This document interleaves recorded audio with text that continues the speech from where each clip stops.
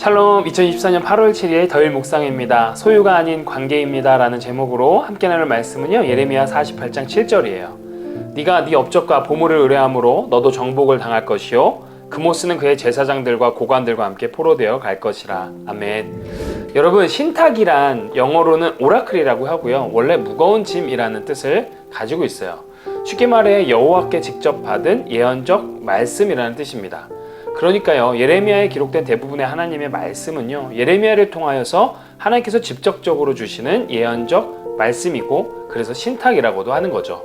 그러나 참 안타깝게도요, 예레미야를 통해서 전달된 여호와의 신탁이요, 무거운 짐과 귀찮은 것으로 취급되고 대부분의 사람들은 예레미야를 조롱거리로 만들었습니다. 오늘 본문은요, 블레셋과 모압에 대한 하나님의 신탁입니다. 하나님께서는 바벨론을 심판의 도구로 삼아서 애굽에서 시작하여 블레셋과 모압까지 심판에 가십니다. 여러분들은 지중해를 왼편으로 둔 이스라엘의 지도를 한 번쯤은 보셨을 거예요. 북이스라엘과 남유다가 있고 예루살렘이 가운데 위치해 있죠. 예루살렘을 중심으로 남서쪽으로 가면 해안가에 위치한 곳이 블레셋이고요. 더 남쪽으로 내려가면 애굽이 나와요. 그리고 예루살렘을 중심으로 그 동편에는요, 갈릴리 바다와 요단강 사해가 경계로 위치하고, 그 동편에 있는 나라가 암몬, 모압, 에돔입니다. 먼저 하나님은 블레셋을 향한 심판을 선고하십니다. 궁지에 몰린 블레셋은 바벨론에게 살려달라고 애원하지만 바벨론은 하나님의 명령을 수행하기까지 결코 멈추지 않는다는 겁니다. 이어서 모압을 향한 하나님의 심판 선고가 나옵니다. 모압도요, 결코 하나님의 심판에서 제외되지 않아요. 모압은 요단강 동편 남쪽에 위치한 나라입니다. 사실 암몬, 모압, 에돔은요, 이스라엘 백성과 형제지간이에요. 에돔은 야곱의 형인 에서의 후손이고, 모압과 암몬은 아브라함의 조카 롯의 두 딸이 낳은 후손으로 이루어진 민족이죠. 그런데요, 이들은 하나님의 백성으로 살지 않고 하나님과의 관계를 인생 최대의 목적으로 두지 않고 업적과 보물로 채워진 소유를 인생 최고의 목적으로 두고 사는 자들이었어요. 하나님은 하나님 없이 사는 교만한 모습에 모압을 향하여 칼을 드시는 거예요. 모든 성읍은 폐허가 되고 온 영토가 황폐하여 질 것입니다.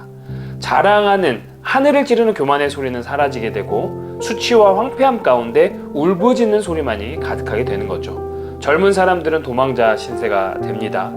하나님이 모압을 치신 목적은요, 그들의 인생 목적이 관계가 아닌 소유로 잘못 설정되어 있기 때문이었습니다.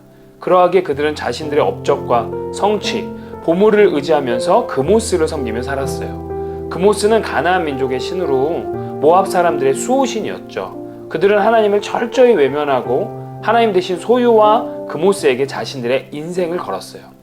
그모스를 섬기는 사람들은 참 잔인했습니다. 심지어 인신 제사를 드렸단 말이에요. 하나님은요, 하나님을 무시하고 하나님의 형상을 제멋대로 바꾸는 행위를 철저히 벌하시고 다스리십니다. 모압 그들은 여호와의 일을 게을리하는 것을 넘어서 하나님을 대적하고 반역하는 일에 부지런한 자들이었습니다.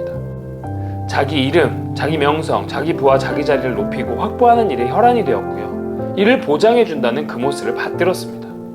하나님을 믿는 믿음의 혈통은 아무 소용이 없고 자신들이 이 땅에서 소유하는 모든 것들을 무탈의 근거와 기초로 삼은 거죠. 사랑하는 성도 여러분, 오늘 심판을 선고받은 모압의 모습을 보면서 그들과는 달리 우리는 여호와 하나님의 일을 부지런히 하며 하나님의 말씀이 우리의 일상과 삶의 기준이 되는 삶을 살아야 함을 깨닫게 됩니다.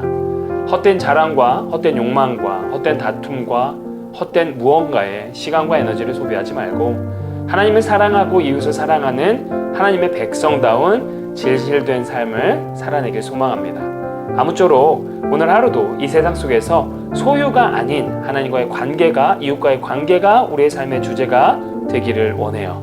그래서 물질과 업적이 아닌 하나님의 말씀에 붙들려서 하나님의 인도를 받는 그런 복된 하루가 되시길 주님의 이름으로 간절히 축복합니다. 샬롬.